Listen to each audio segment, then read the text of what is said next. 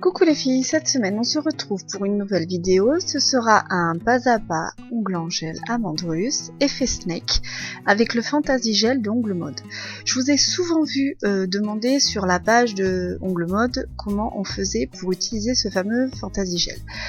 Donc aujourd'hui je l'ai pris dans sa version le plus simple. J'ai donc fait des amandes russes, forme qui est toujours très difficile à réaliser. Et j'ai donc fait un effet snake, qui est l'effet serpent. Alors, en fonction de mes hommes, il y en a un qui dit que c'est un lézard, l'autre qui dit que c'est un dinosaure, et l'autre qui dit que c'est un serpent. Donc maintenant, à vous de choisir. Alors, j'ai préparé ma base comme d'habitude, j'ai appliqué du déshydratant du primeur, j'ai appliqué une fine couche de gel Fiber Clear de Ongle Mode, que j'ai catalysé 2 minutes. Ensuite, je viens poser donc mon chablon ici. Alors, pour les amandes russes, le bout du chablon doit être très serré, pratiquement aussi serré que pour destiller. La différence en fait qu'il va y avoir entre les amandes russes et le stylet au niveau de la forme, le bout va être très serré. Par contre, l'amande russe, elle a des parallèles qui descendent sur le côté, puis un biseau assez prononcé et un curve assez accentué aussi. Donc là aujourd'hui, je vais réaliser cette forme en pose salon, si je puis dire, enfin en full cover, parce que de toute façon, comme après je vais faire un effet snake, j'avais pas envie de me casser la tête. C'est pas comme quand on fait une French ou on fait de la reverse et tout ça. Là on peut poser alors le fiber gel, donc les gels fibriques de Ongle Mode, les gels couvrants sont aussi des gels de construction couvrante, donc du coup vous pouvez autant les utiliser pour une reverse, simplement en extension de plaque, ou sinon vous pouvez l'utiliser en pose salon. Vous voyez ici j'ai essayé de vous faire un peu le patron de la forme de l'amande russe comme elle doit être réalisée. Donc j'ai pris un chablon de stylet car on peut, pour pouvoir bien le plier, pour vous montrer comme le bout doit être fin et doit être très serré. Et à côté de ça, j'ai gradué, j'ai fait le patron de mon chablon comme pratiquement à chaque fois, pour que vous puissiez voir comment il faut se préparer pour faire une amande russe. Alors il faut que vous dites très clairement que l'amande russe c'est vraiment une forme qui est très difficile, et je vous cache pas qu'à ce jour c'est une des formes les plus compliquées à faire. Il y en a d'autres qui sont difficiles mais que j'arrive quand même, que ça va, mais celle-ci, à chaque fois que je décide de me faire des amandes russes, c'est toujours un branle-bas de combat, parce que si dès le début vous ne pincez pas fort votre chablon et que vous ne pinchez pas, votre amande russe elle ressemble vite à un pipe. Donc surtout la pince à pincher, je me suis racheté une vraie pince à pincher, même si c'est pas le matériel que je préfère.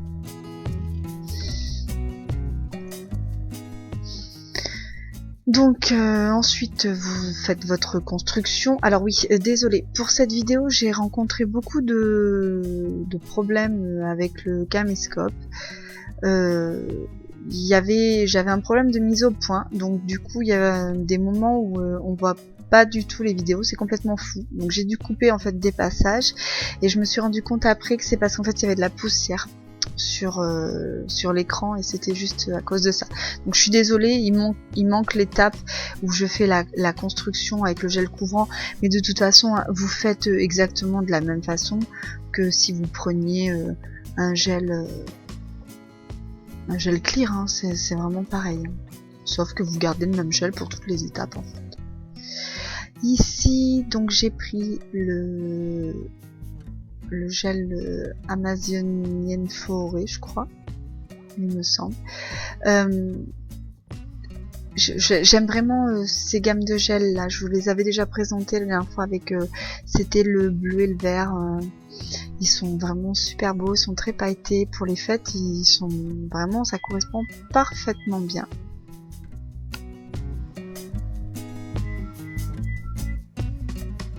Voilà, donc j'applique une première couche de mon gel de couleur.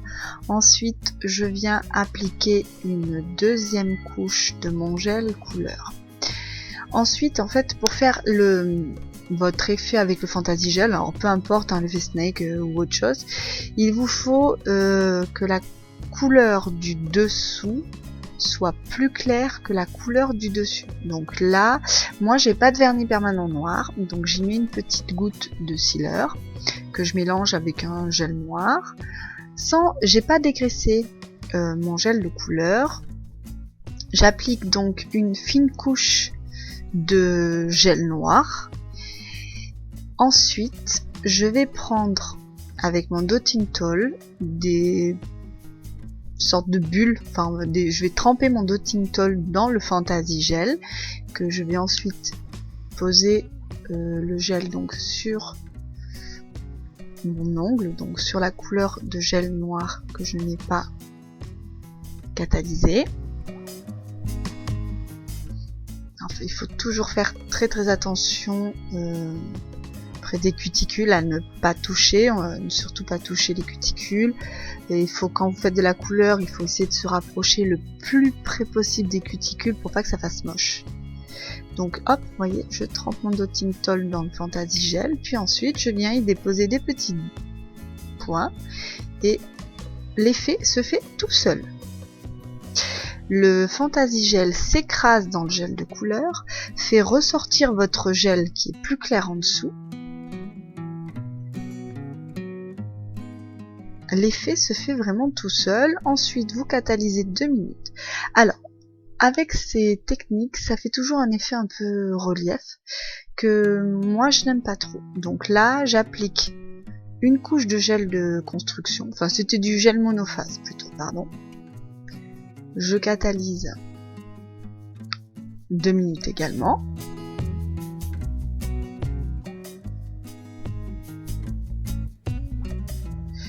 Ensuite, je passe juste je dégraisse, je passe un simple coup de bloc blanc.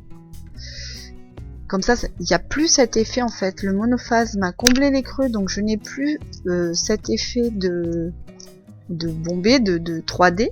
Alors par contre, il faut toujours anticiper lorsque vous faites ce genre de technique où vous savez que vous allez rajouter derrière des couches de gel, des couches de couleur, des choses comme ça.